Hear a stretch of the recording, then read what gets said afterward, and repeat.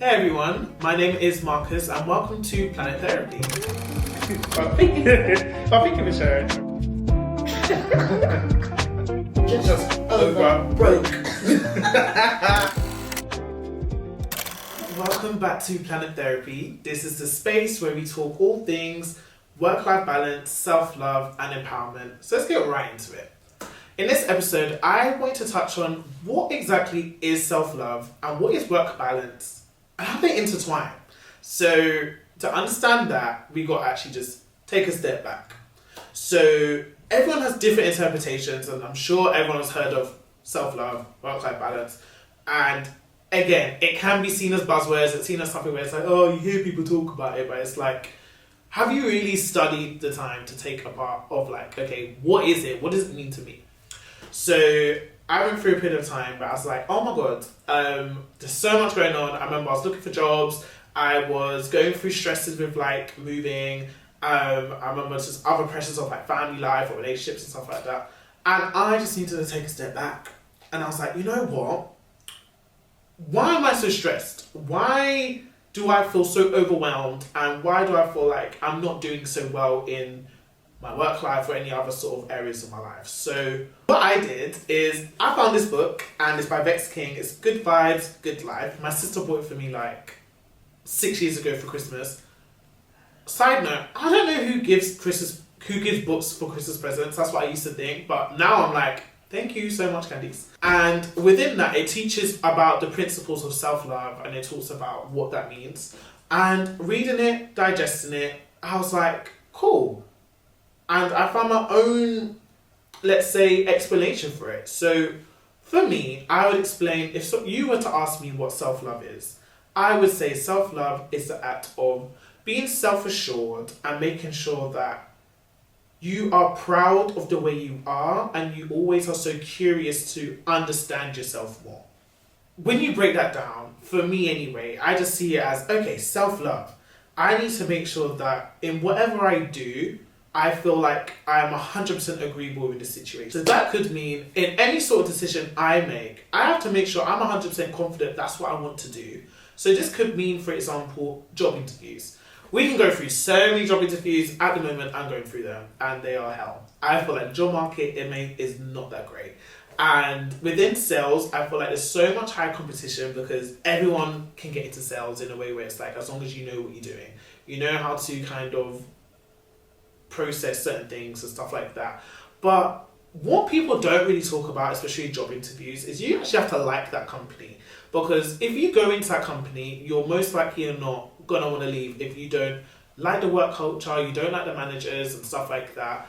And I feel like within those interview stages, it's about listening to that little voice inside of you and actually trusting yourself. Because don't get me wrong, life happens. You might be in a job and you think this was amazing, and then 3 months later you're like, get me out of here. So when it comes to self-love and how I infuse that is, if I feel a bit off about a decision or off about a company or off about a person, I learn to trust that and be like, okay, this isn't for me. I'ma take a step out. And when you think about work-life balance, it's kind of how I would describe work-life balance to me is making sure that in whatever I do, I am present. So that means that I know how to switch off when it comes to work. And I know how to prioritize my day and goals so that I make sure that I am accountable for the work I put in. How I embed that within my work, especially within sales, is I try to break up my day. Like, I know my work colleagues would laugh at me because I have my calendar structured to the T. So, like, from 9 a.m. I'll have, okay, I'm prospecting to X amount of people. And then I'll be like, okay, at 11 a.m. I'm doing calls. And then at 2 p.m. I'm going to do account mapping. And then at 8, don't know who's working at 8 p.m. But at like 4, I'm doing something else. And that's how I like to structure my day. And then it just felt for me in terms of I take accountability of my task for the day. So as soon as I come in, I'm like, okay, what do I need to do? And then let me put that into my calendar to make sure that I am aware of what's happening. So that when 5 o'clock hits, I'm out of there. I'm going to do what I need to do for myself. And then I made sure I tried to not take work home.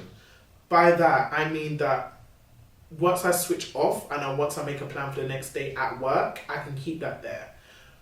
When you work from home, I feel like sometimes it's a bit difficult because you're migrating work with also your personal space. However, for me, I found it easier when it's like, okay, I can still prioritize my day. I can prioritize my calendar so that I know what I have planned and that I meet the goals for the week, the day, the month, and that I'm just on track with my KPIs. Okay, so that meant also when it comes to the weekend, I'm like, okay, cool. I know that I've accomplished majority of my tasks for the day. I feel like naturally, statistics shows you probably accomplished about 80% of your tasks within any goals within that week. And then you can obviously know what you need to do for the next week and just staying organized. So that meant for my times of work, like when I'm outside of work, I can actually do a hobby or a task that takes me away. Like whether that's playing PlayStation, whether that's reading, whether that's going to the gym, it's just something to make sure that I'm developing the other areas of my life. So the way I take accountability of self-love is I like to journal. So within that, I don't know if you guys are familiar with Doctor Who, but basically the Doctor had like a diary of like his events of life and everything like that and had dates in this little journal. And within this, I just like to kind of just make notes of my day, of how I felt, what has happened, what was my goals, and especially when it comes to Sundays, I like to set myself goals for the week. What do I want to accomplish for this week? What can I do? And throughout daily, I try to stay daily. I try to assess my thoughts and feelings throughout the day and what I can do better the next day. So I think it's just important to make sure that for me, it's to give myself a mental check-in of like, okay, how do I feel? And what have I accomplished? And what can I do to then do better, really? So it's that state of just making sure I'm always being curious about my day-to-day and just myself and what can I do within these spaces. Now we know the definitions of self-love and we know the definitions of work-life balance. We have to actually understand where do the two intertwine. So I feel like when you don't have work-life balance, you're putting yourself in a box where you're overstressed, you're overworked, and you're over-challenged, and you don't actually have the mental capacity to maybe think about alternative solutions to certain things. Let me give you a practical example. Imagine you're 2 weeks before the end of the month or end of quarter, and you are stuck. You still need to book in 2 more meetings by the end of that month. And you're so stressed, you're so overworked, you're still like trying to like, you're used to the same methods of trying to book in that call, book in that meeting, but you haven't actually taken the time to actually just clear your mental space. When you're able to then take a step back, take a pause, take a break, and actually have a coffee, have a cup of tea. It's like when you're in those breaks and periods, you're like, okay, cool. Now your mind's at rest. What can I do? And in those situations, it's like, oh. And then when you have those breaks of conversations, you're talking to work colleagues or even just other people, you're like, oh my God, why don't I try doing this instead? Why don't I try leverage LinkedIn? Why don't I try my messaging? Why don't I do A/B testing? And it's like, when you do these things, it's like, oh, okay, I found a different solution. And you did that when you actually took a break and actually just removed yourself from your laptop to be like, hey, I'm stressed. Let me chill out. Give yourself a bit more room and mental capacity to breathe and make better decision making, right? So that's why I feel like it's so... I love when managers actually preach on this, where it's like they encourage you to take 20-minute breaks from your desk to make sure that, you know, hey, I'm going to take a break, let me reassess, realign, and try something different.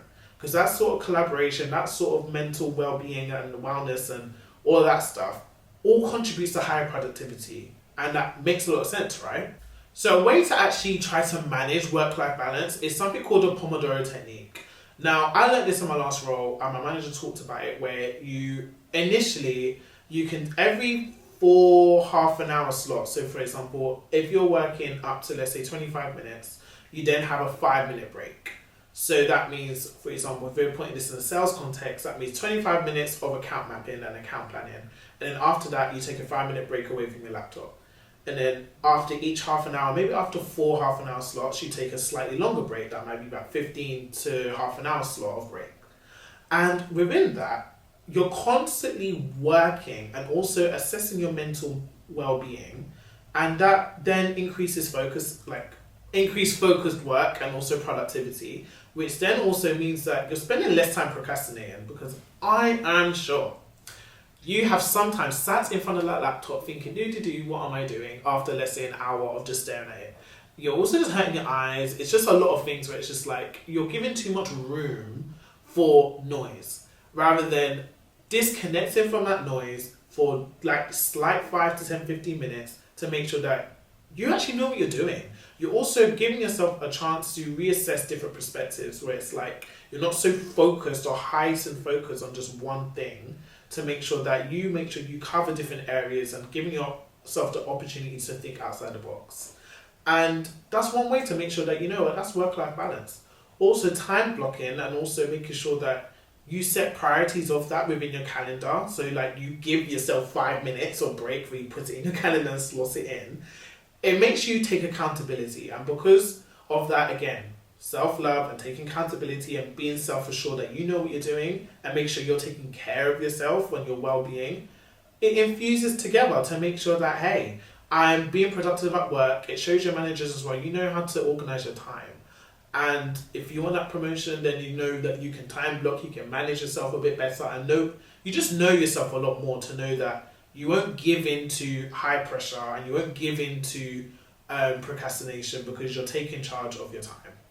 And that's something that I try to embed within not just work, but within just when I'm outside of work. What can I do if I'm doing productive on a project like this podcast, for example? How am I going to plan out my day to make sure that I can maximize my time to the best I can, whilst also making sure that I'm mentally having those check-ins? As we can summarize this episode, we have understood what self-love is. Self-love is an act, for myself anyway, of making sure that I'm self-assured and taking accountability of myself and understanding my behaviors and patterns, and making sure that I know how to effectively communicate that within work or multiple different areas of my life with other people or just myself, to make sure that I get the best for myself. And within that, it means being curious to understand why I operate the way I do. And I feel like it's so important to keep asking yourself, why do I do this? Why do I like this? Why don't I like this? Because then you're starting to take charge of yourself, and it's like, you're like, okay, now I can actually do things differently, or I can explain to people I like to have things in this sort of way because it helps me understand things a lot better within my work. And also in this episode, we learn about work-life balance. We've learned that work-life balance can be fed into just making sure that you can be productive and also have a balance between making sure you have a personal life and you also don't take your work home, and in a way that you make sure that you can time block, you can manage productivity a lot better, you can reduce burnout, and just make sure that you are working at a capacity that makes sense for you at this time. And within this episode, we can also just establish the fact that this is all very subjective to you, and it's something that I challenge you to work out, what does self-love mean to you, and what does work balance mean to you, and how can you incorporate this into not just work, but other areas, and let's have a conversation about it. So again, thank you for listening to this episode. You can find us on Spotify, Apple Music, also YouTube and TikTok and Instagram, Planet Therapy. And I hope you enjoyed this conversation. Feel free to message me any conversational points or in the comments. Just actually keep the conversation going, and have a good rest of your day.